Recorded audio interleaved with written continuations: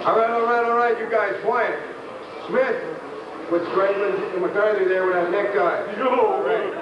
Now listen, I don't have to tell you guys that this is it. This is the big one. The whole season comes down to what we can put together here tonight, okay?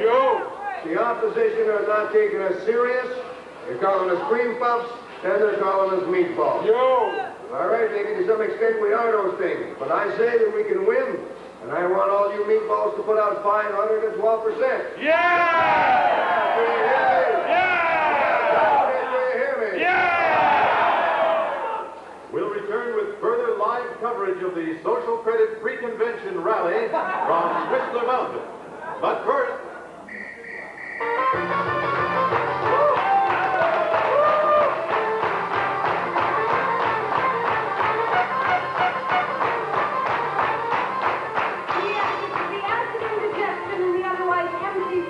Canadian entertainment.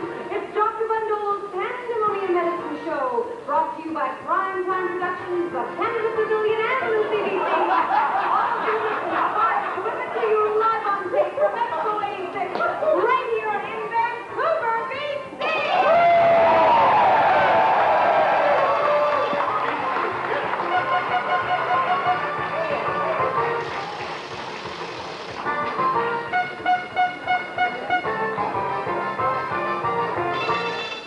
Gentlemen, in honor of Expo 86, which is the most significant event in Western Canada since the Canucks beat Edmonton in '82,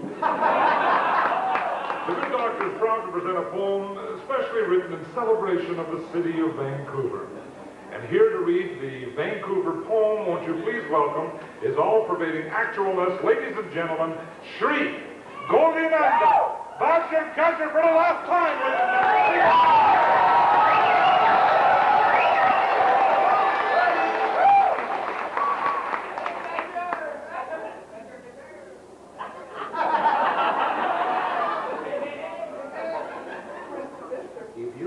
Start having more fun down there than we're having up here. Hello, Canada.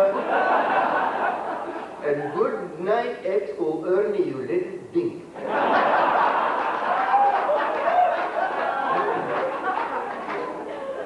Vancouver, oh, Vancouver. Kitsilino here, the West End there, and the Burrard Street Bridge separating the fruit from the vegetables. Vancouver, go and be visiting Gastown. You can walk there from here with your legs. They named it for a guy named Cassie Jack, who ate lots of beer and pickled eggs. Vancouver, oh my goodness gracious me. Vancouver, whose hockey team has been taxiing down the runway trying to get off the ground for 16 years. And whose football team wins every time Halley's Comet comes around. Vancouver. Oh, I hurt myself. Now that Expo is finally here, your flag is being unfurled. Like a naked man with a raincoat, you are exposing yourself to the world. Thank you very much. Okay.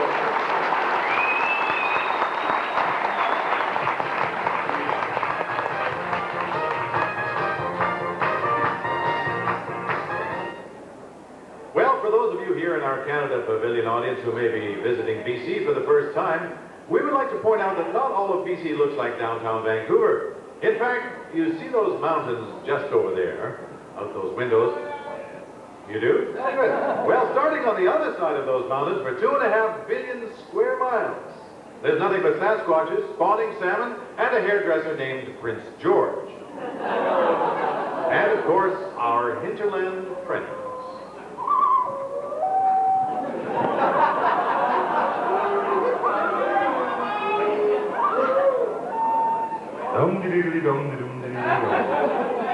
Hello.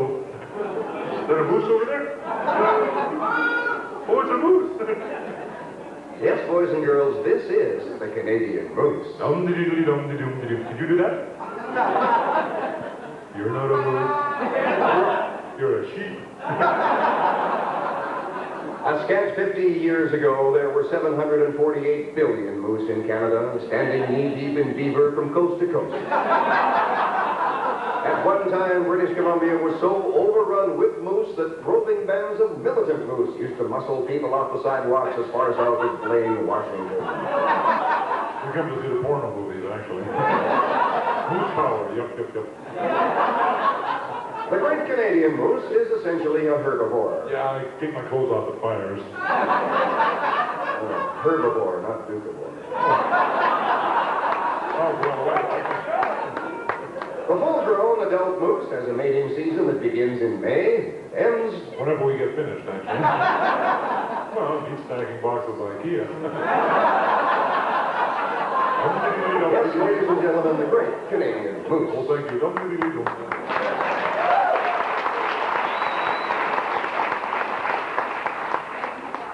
The next animal we wish to examine is the beaver. Got a treat on you? I never realized that. The beaver. Each and every year, thousands of beaver are taken from BC coastal waters by commercial fishermen and sportsmen alike. From the small coho beaver up to the giant sockeye beaver. Once every 4 years, in the fall of the year, schools of pregnant beaver leave the ocean and swim up the mighty rivers of Saskatchewan and Manitoba to the beaver's spawning grounds. Once they reach the spawning grounds, the mature beavers leave the water and shimmy up into the branches of giant fir trees, where they lay their eggs. Herds of wandering caribou then eat the leaves which contain the beaver eggs, and after a brief gestation period, the caribou's midsection swells up to over 3 times its normal size until it bursts open, releasing dozens of beaver loons into the air. The graceful beaver loon wings its way north to fertilize the adult female lemming, who lies panting upon the Arctic tundra.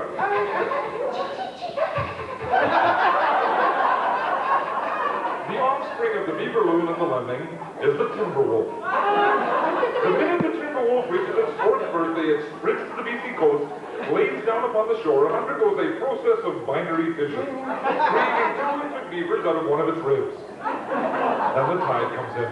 The cold ocean water shocks the infant beavers to life, and they swim off, becoming coho beavers, and thus completing this fascinating cycle of nature. Isn't Canada wonderful?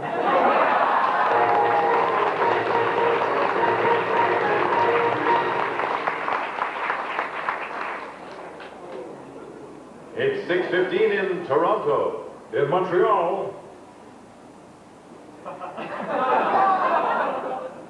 he last wheat hooers at Demi. And in Newfoundland, Mickey's big hand is on the 7, and his little hand is doing something else. Which means it's time for the CBC Canada Pavillion Bundolo National News.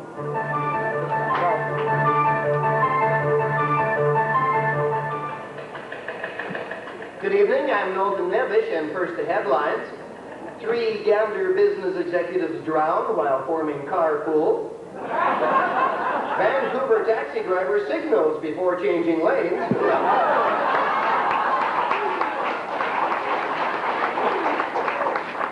Alcan, Petrocan, Ed Broadbent wishes he could, and now the details. Winds of up to 120 kilometers per hour lashed the west coast of British Columbia today, helping the Canada Pavillion win first place in the Vancouver to Maui yacht race. A shocking incident today here on the Expo grounds. Internationally renowned flautist Paul Horn was playing his flute outside the Canada Pavillion when a large humpback whale came up out of Burrard Inlet, shimmied 200 yards across the concourse, and ate him. A couple from Dallas, Texas, who witnessed the incident said it was by far the highlight of their trip to Expo.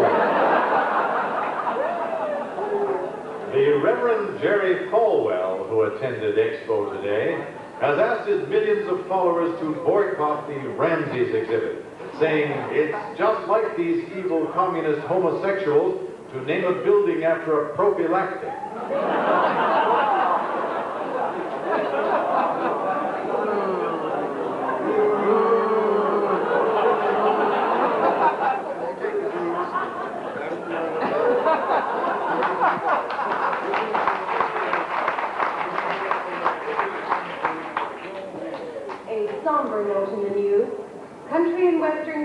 singer Merlin Gherkin is dead at 52.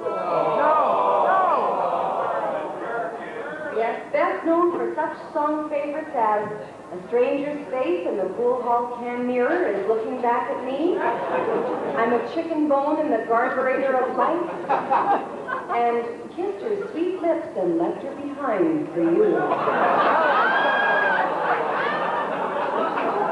Doctors have listed the cause of Mr. Gherkin's death as extreme dumbness. That young Newfoundland man was set out to run across Canada to reach Expo 86 in Vancouver on Newfoundland Day, November 25th.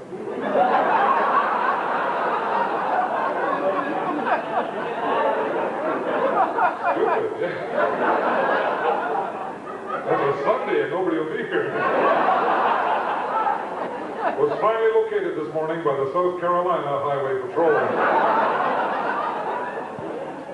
And finally, during a diatribe directed against President Reagan's foreign policy, a spokesman for a Shiite Muslim terrorist organization became overwrought on American network television last night, yelling himself so hoarse his throat required medical aid. Said the attending physician, "That's the worst case of horse Shiite I've ever seen."